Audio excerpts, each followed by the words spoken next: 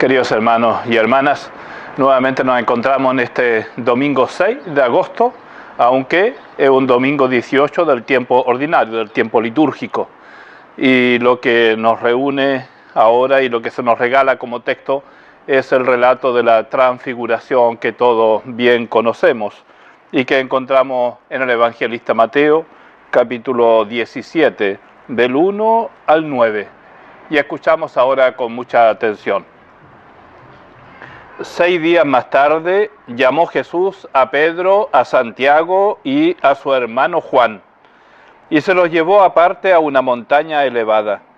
Delante de ellos se transfiguró. Su rostro resplandeció como el sol, y su ropa se volvió blanca como la luz. De pronto se le aparecieron Moisés y Elías conversando con él. Pedro tomó la palabra y dijo a Jesús: Señor, qué bienes estamos aquí. Si te parece, armaré 3 chozas, una para ti, otra para Moisés y otra para Elías. Todavía estaba hablando cuando una nube luminosa les hizo sombra, y de la nube salió una voz que decía: Este es mi Hijo muy querido, mi predilecto, escúchenlo. Al oírlo, los discípulos cayeron boca abajo, temblando de mucho miedo. Jesús se acercó, los tocó y les dijo: Levántense, no tengan miedo. Cuando levantaron la vista, solo vieron a Jesús. Mientras bajaban de la montaña, Jesús les ordenó: No cuenten a nadie lo que han visto hasta que el Hijo del Hombre resucite de entre los muertos. Palabra del Señor. Gloria y honor a ti, Señor Jesús.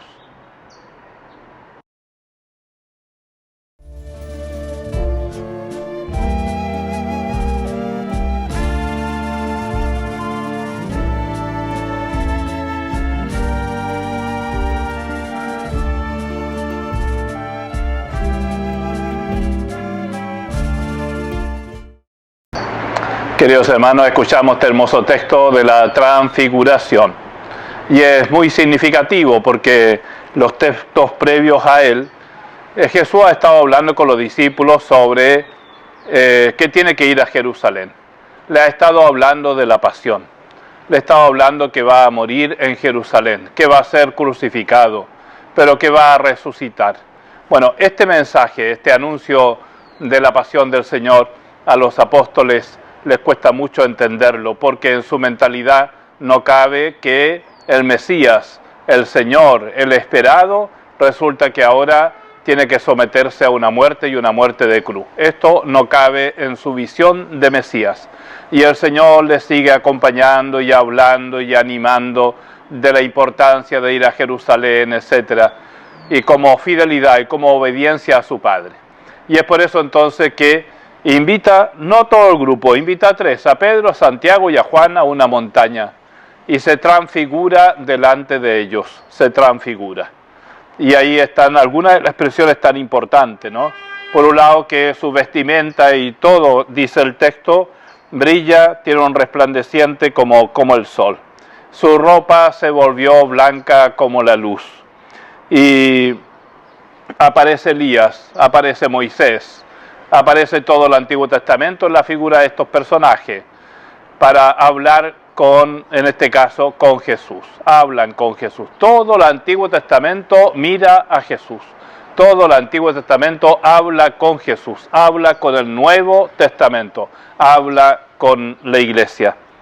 Cuando Jesús invita a Pedro, Santiago y a Juan, invita a todos los discípulos y nos invita también hoy día a nosotros a subir a la montaña y a contemplarle y a reconocerle como el resucitado, con estas imágenes y con estos signos de que aquel que está en la montaña es Dios, es Jesús, es el Señor.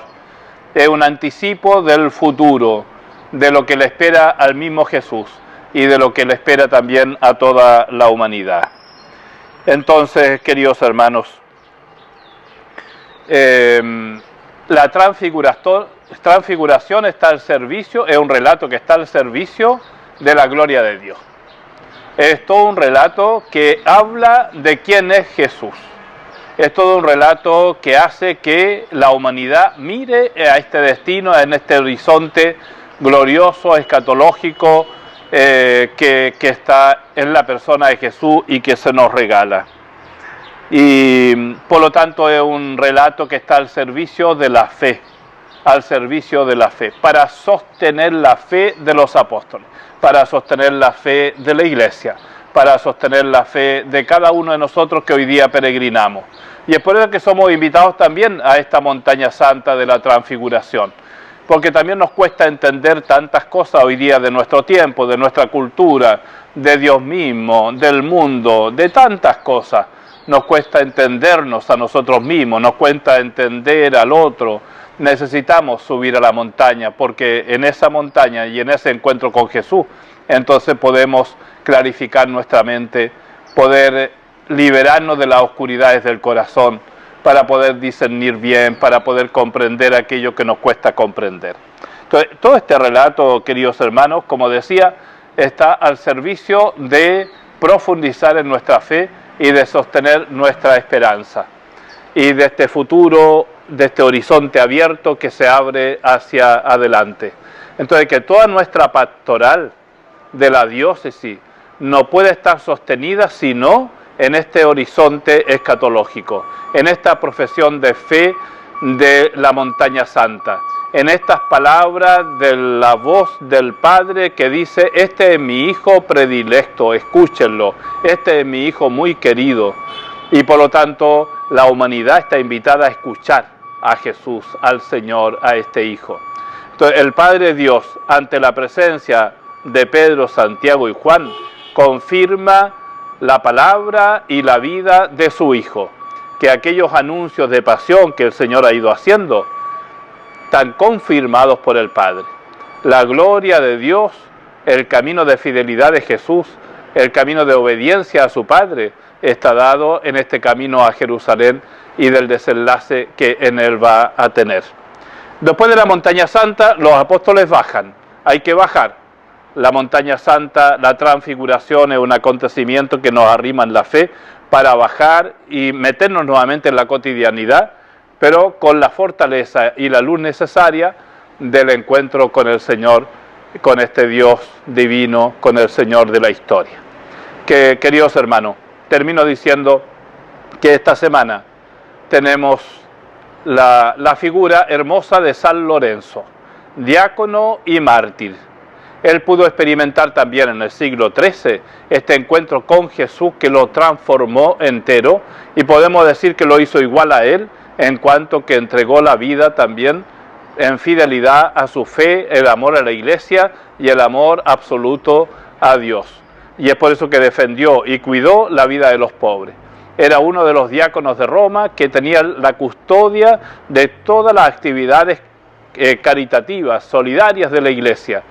Y ante la amenaza del emperador para solicitar a través de él que le entregue todas las riquezas de la iglesia, ya sabemos cuáles son las que Lorenzo le entregó: los pobres, los lisiados, los cojos, los paralíticos, las viudas, los pobres. Bueno, este es el patrimonio de la iglesia, y el patrimonio hacia donde debe estar orientada toda nuestra labor y nuestra tarea evangelizadora. Hoy día tenemos que custodiar, cuidar, velar para que los pobres de nuestro tiempo, a través de procesos humanos, puedan también ellos reconquistar su humanidad y su dignidad y tomar su propia vida en sus manos. Y la iglesia no tiene otro camino solidario de empatía, de compasión, de sostener la esperanza de ellos para que se valgan también con el apoyo de la iglesia y de todos los hombres y mujeres de buena voluntad en su proceso de reconquistar su vida y de construir su vida, de descubrir que son capaces de su vida, de trabajar y de salir adelante. Que San Lorenzo nos ayude en ello, en esta fiesta en Tarapacá, que ahí nos podamos encontrar en estos días de fiesta. Todos los que vayan a San Lorenzo y a Tarapacá, allá nos encontraremos. Y que a todos les bendigo y les imparto la bendición como su pastor de esta iglesia diocesana de Iquique y de todo aquello más allá de ella que escuchan este pequeño comentario al Evangelio. En el nombre del Padre, del Hijo y del Espíritu Santo. Amén.